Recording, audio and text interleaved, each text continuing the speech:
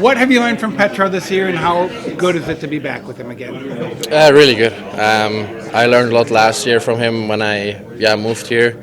Played my first AHL games. We played like all the games together, and it's he's just a role model, good veteran. Can learn a lot from him. Even next to the ice, like nutrition, whatever, sleep, I can ask him whatever I want. He has always an answer, and good person as well. He has a great family, so it's just really cool to be around him. How hard is it to be a defenseman, especially against guys like McKinnon, McCarr?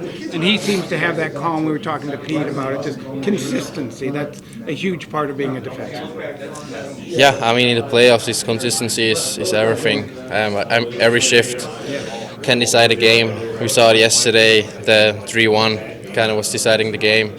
So it's really important just to stay focused, to have the jam in every shift to really execute the plays. What have you learned so far this season? It seems like you haven't had a lot of hardship maybe in the last couple of weeks. Is there things you look at and scout your own game and say, I need to do this different? I mean, I'm just trying to repeat my games all over again, and I think it's really important for the coaches as well, especially this time of the year, that the coaches know, like when you put Lian on the ice, he's playing that way, and hopefully they know that, or they know, and they know what to get from me: physical, hard, boxing out guys, taking a first pass, joining the rush, stuff like that. Do you feel it? I talked to other defensemen. When the coach trusts you, you feel that, and you know when you go out on the ice that you're doing things the right way. Yeah, I think so. I mean, it has to be a reason I played the first in a playoff game. So I think they trust me. I just have to prove them, all over again. I mean, tomorrow's a new game. I have to play good again and repeat what I did. Resiliency is a word that's been talked about in this locker room. How do you guys, kind of bounce back from the game one yesterday? I think we have a really good core group here in the locker room. We know how to play hockey. We know how to win games, to score goals. It's just details, and in the playoffs, we don't want to win in 4 games. I mean, of course we want to, but it's not possible. So we have to bounce back. We have to make a reaction to yesterday, and I think we are capable of doing that. And what do you think the reaction? What does that look like? How does it look different, from game one? Nothing. We're just playing our game. We know our game plan.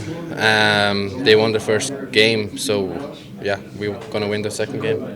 How long did you guys go last year in Europe? It was a while, right? Did you get the championship? We went to the finals, yeah. So what's that process like, and do you lean back on stuff like that? A little bit, or not as much? It's a different. I don't think it's different. Really the same. Of course, like every playoff run is different. Yeah. Every locker room is different. So, of course, I can learn stuff from there to bring in here. Staying calm in situations and playing my game, and just staying calm. I mean, it's going to be a long series, so we don't have to panic. Just what's this like for you? We went through it last year, obviously going up to Edmonton and everything. You were in the minors most of this year, but now you're back in the Stanley Cup playoffs. It's got to be just an amazing feeling. Yeah, I mean it's exciting. Very grateful to be back here, and just to have that trust in the coaches and the team. So I think just trying to make every shift solid out there and just play my role and just help this team to win. What has helped you in the playoffs? Pete said you have a calm about you. Is that the same at every level? I mean, because these games are dialed up. Yeah, I mean, I think just every game just got to get dialed in and focus on my shift and just making simple plays out there. And it's pretty cliche, but it's the stuff that works, and that's stuff that kind of helps me get going. When you're on the ice, does it feel the same? Like hockey's hockey. I mean, I know. Yeah, I mean, there obviously is a lot more energy there, and the stakes are higher and everything. But at the end of the day, once my skates are on the ice, it's kind of just focus back into hockey and just making the next play. And what have you seen from Bish, obviously, this year? How was that process when he came in down there, and what have you learned about him? He's working hard. It's his first year. He's he's looked at as a big guy, a big physical presence out there, and he's young. He's got lots of energy, and he kind of brings that for me. I'm a little bit older than him, and I think we played really well down in Texas together, and it's nice playing up here with a familiar face. Is he different than the first game you played with him? I think he's getting better. I think he's he's moving the puck well. He skates really well for his side. It's always been like that. So I think we're just adjusting to each other again, and I think we played solid last game, and I think we got another level, but I think we're just gonna go from there. There's a relationship you have with Bish, and there's managing a series as it moves along, and he's going through this for the first time. I don't know if it's necessarily you're leaning on him or a mentorship thing, but is there something you work with on him or carry him through managing the emotions of a series moment by moment? I don't think managing the emotions, I think he's pretty good at that already. I think it's, whether I'm playing with him or anyone else, it's just working together, watching a little bit of video after games, seeing where we can, use each other out there, especially in the D zone, and just getting that rhythm going together. And like I said, it doesn't matter if it's his first year, if it's his 10th year. I think two guys who are playing together haven't really played at this level together. It's just kind of working together off the ice, watching video. So. Is it weird playing against, McKinnon, and last year against McDavid? It's obviously what you do. You're a pro, but you're stepping into these series. He's stepping into these series against some of the best players in the world. Yeah, it's a lot different than the minors. Obviously, but Still hockey, right? it's still hockey. Just got to play them a certain way, and I think just staying focused, staying ready, and just being confident. When you're out there with those guys, you just got to be confident and just know my ability, and just playing well. Always a little different. I think I've always used the adage, when you rewatch the game, you never play as poorly as you thought you did or as well as you thought you did. There's always, in the evaluations, there's always some guys that played better than maybe you thought they did or not as well as you thought you did. So you always get a different perspective the next day. So it's always an important exercise for us to go through. Having said that, I liked big parts of our game. I thought we defended well. The type of defense that gives you a chance to win playoff games, particularly against a high octane team like that, and particularly with some of the guys we have out of the lineup. I think there's a formula in there how we defended last night that can help us win. We obviously have to create some more offense. So how do we do that, and how do we get to the goalie a little bit? Do you think that when your team did falter defensively, it was because you were trying to force the offense the other way, or how do you kind of look at it? Yeah, well, I think they definitely go in hand. You mean last night or in general? Oh, well, yeah, I think in general, I think they go hand in hand. I think, and some of it's situational. You're down by 2 in the third. You're gonna have to open it up a little bit to push for some offense. You're down.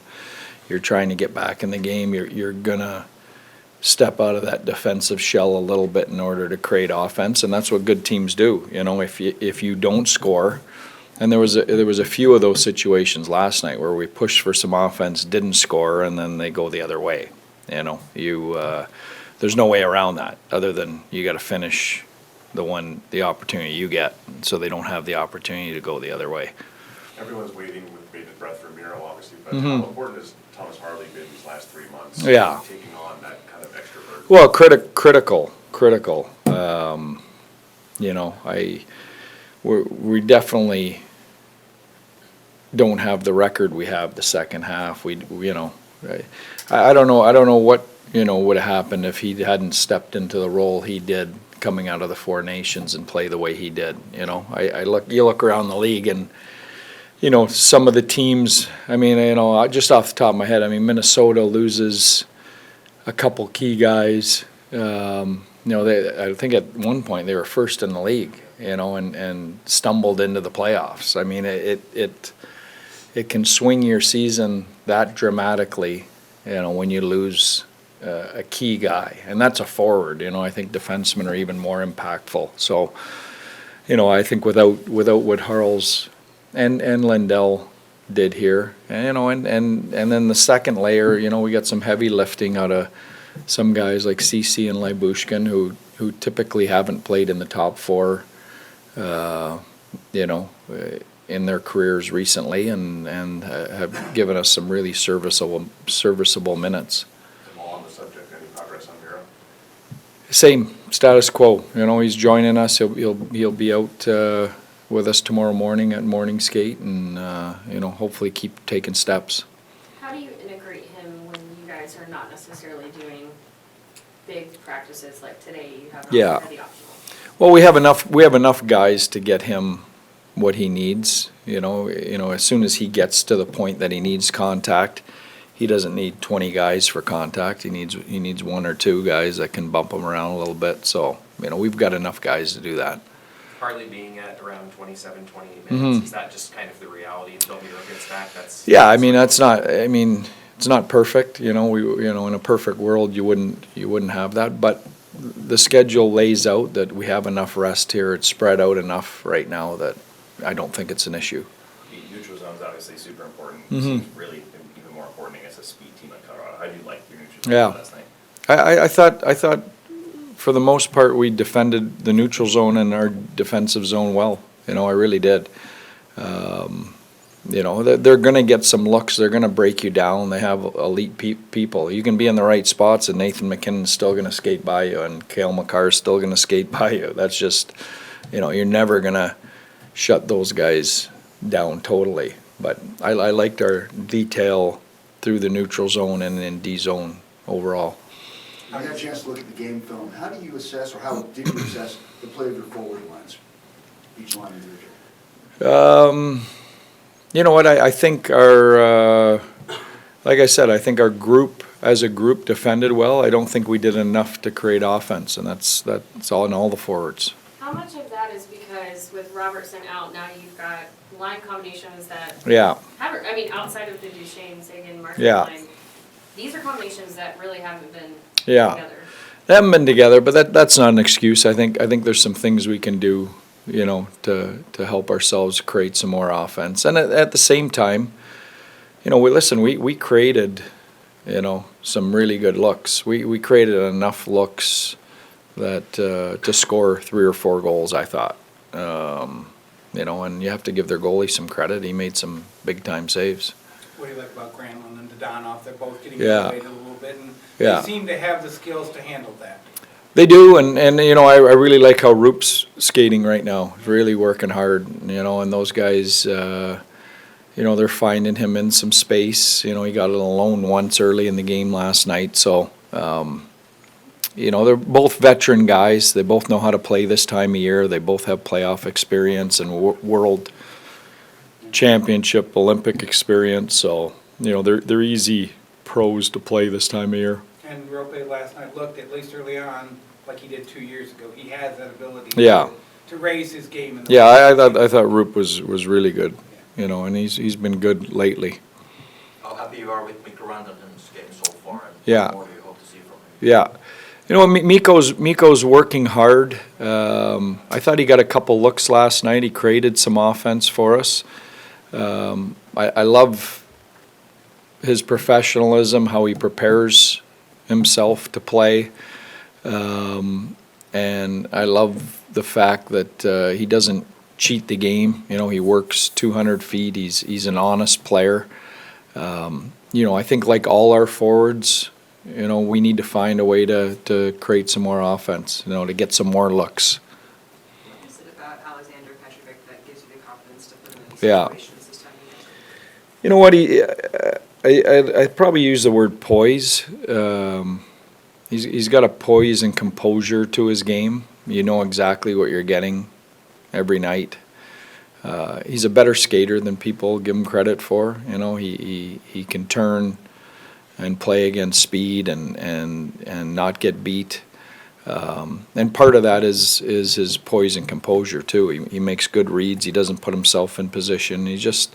I think every coach is looking at this time of year for,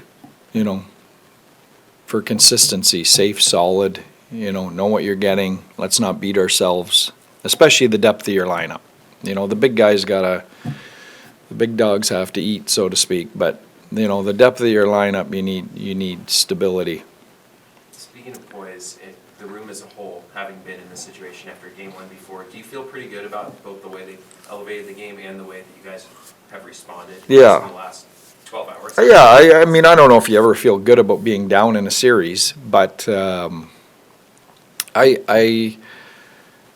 there's a formula in there for us to win games, this time of year in the playoffs against a good team in what we did last night. We've got to go back and do it again and obviously add a few things to that. You credited Tyler for how hard he works. Mm-hmm. At least from our perspective, he didn't look to be struggling to pace it all last night. How Yeah. impressive is that for him? Yeah, no, really impressive. And you know what, I think he would be the first to tell you that, that it's eye-opening, the speed, and I think every game he's going to get a little bit better, a little more used to it. He's such a smart player. He still put himself in good spots, but there's an adjustment there. He hasn't played since December, or November or whatever it was. So, there's going to be an adjustment. But it shows you what a good player he is, that he can step in.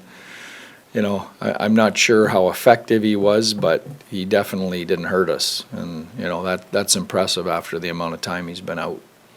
Just random curiosity, did you get any explanation on the hints? Though minor, it looked like they hadn't called a penalty originally. Did they give you any explanation on how that process? No. I mean, I think if we were on the other end of that, I thought it was called properly. You have McKinnon bleeding. They call the double minor when they see that somebody's bleeding, so that they have the opportunity to review it, which is what you want. And it was. So, I mean, I've got no complaints about that.